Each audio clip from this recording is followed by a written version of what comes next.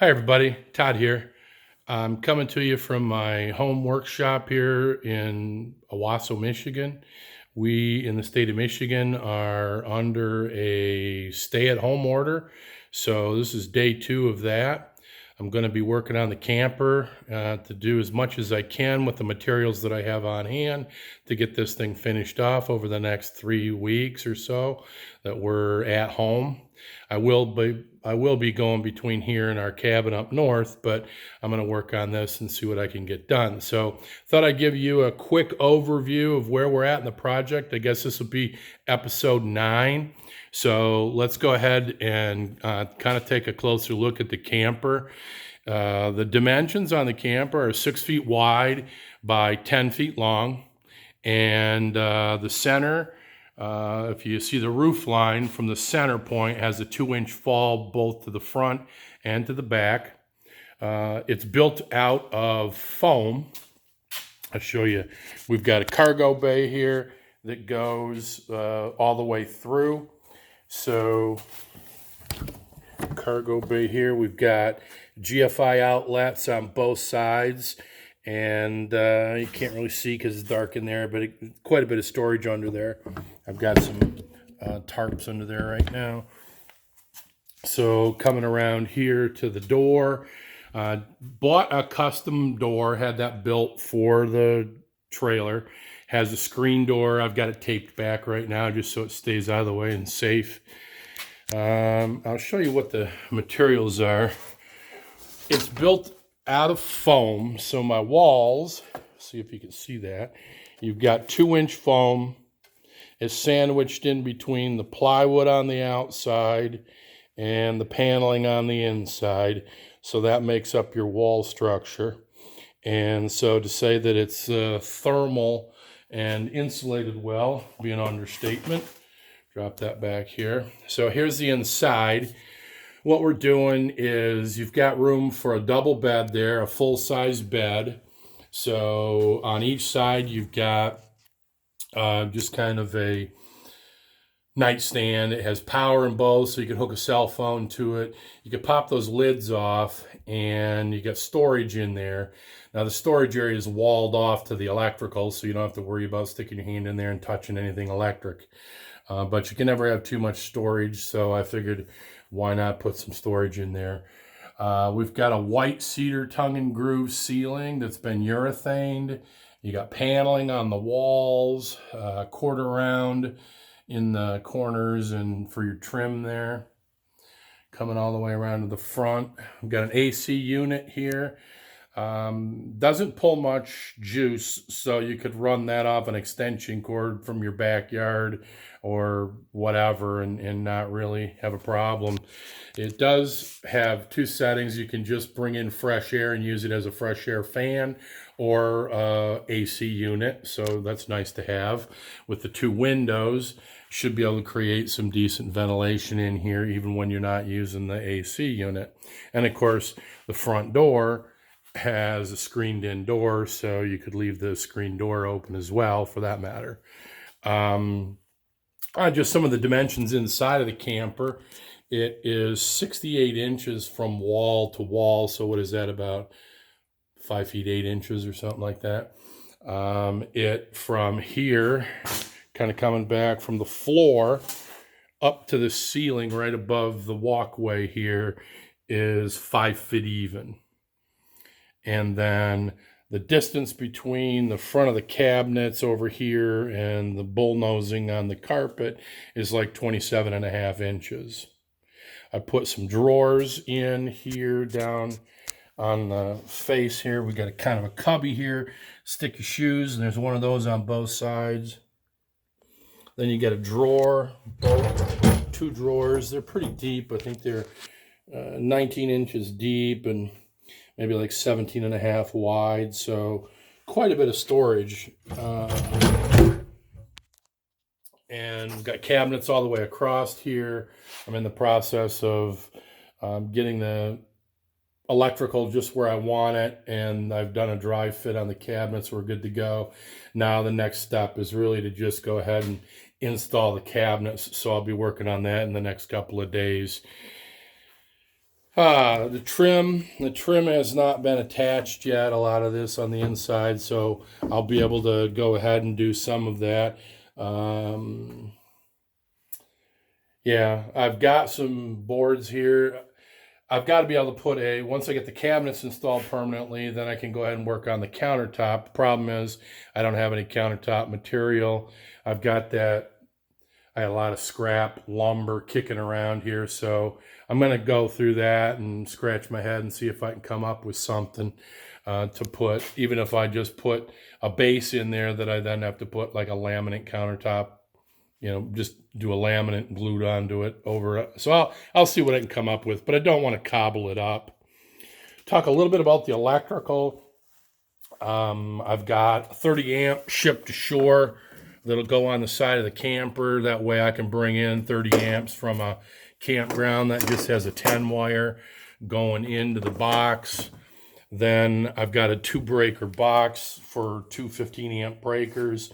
Bring your 30 amps into there. I've got the camper wired in a way that kind of everything on the left-hand side goes to one circuit. Everything on the right-hand side goes to the other circuit. So plenty of juice for what I'll be running here.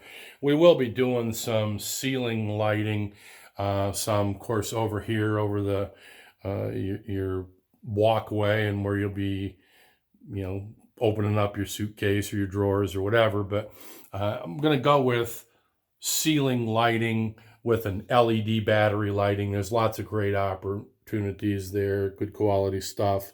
And I'll put that in once I get much further into it and we get everything set. Then we can kind of decide where we feel like we need lighting. I don't have a 12-volt system. I'm just running regular straight up power into the camper. I don't really see myself doing much off-grid camping with this, but I could run the 12-volt. I've got a 12-volt. I got a battery jump box that has an inverter on it, so I could plug that into the outlet in the back there in the cargo bay and backfeed that into the electrical outlet, which would provide 12-volt juice to the camper. So that would be my plan if I did go off grid and I wanted to, I don't know, use a light or something, power cell phone charging or what have you. It certainly isn't going to run the AC unit, but it would run the fan for a while anyways. Okay, let's kind of move around the camper. So I did go with a plywood exterior on it, and then I've got all of my joints are, you got moldings over it, and that's all been glued up, caulked up, painted, primed and painted up. The top edge there, of course, that can run right off, so it's not, the rain's not trapped up there. It is trapped in between each side. So you got from here, and then the other side's the same thing. And then it'll come channel off this way. That way, most of my rain's not coming down my wall. Only the rain hitting the walls coming down the side walls. The rest of it, I'm migrating off to the front and the back. So we're kind of controlling that. Again, this is all caulked in, painted up quite well.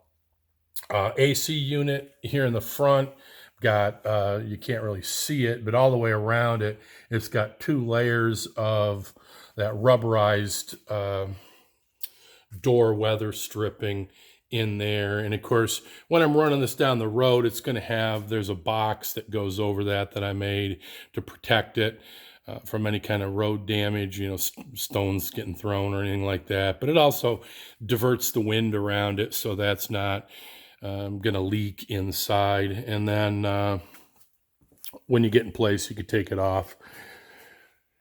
Got the tongue here. I've got the jack. Jack's a little bit too tall to get it perfectly leveled, so I may or may not do something with that.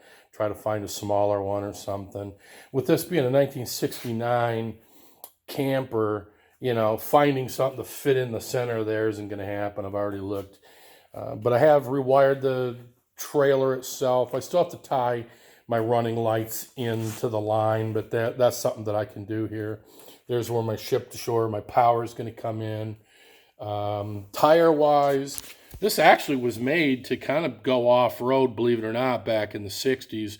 I've got some cool brochures that show a Jeep, a Willys Jeep, which is, I have a Willys Jeep, pulling that pop-up camper. So the tires are 18.5 by 8.5.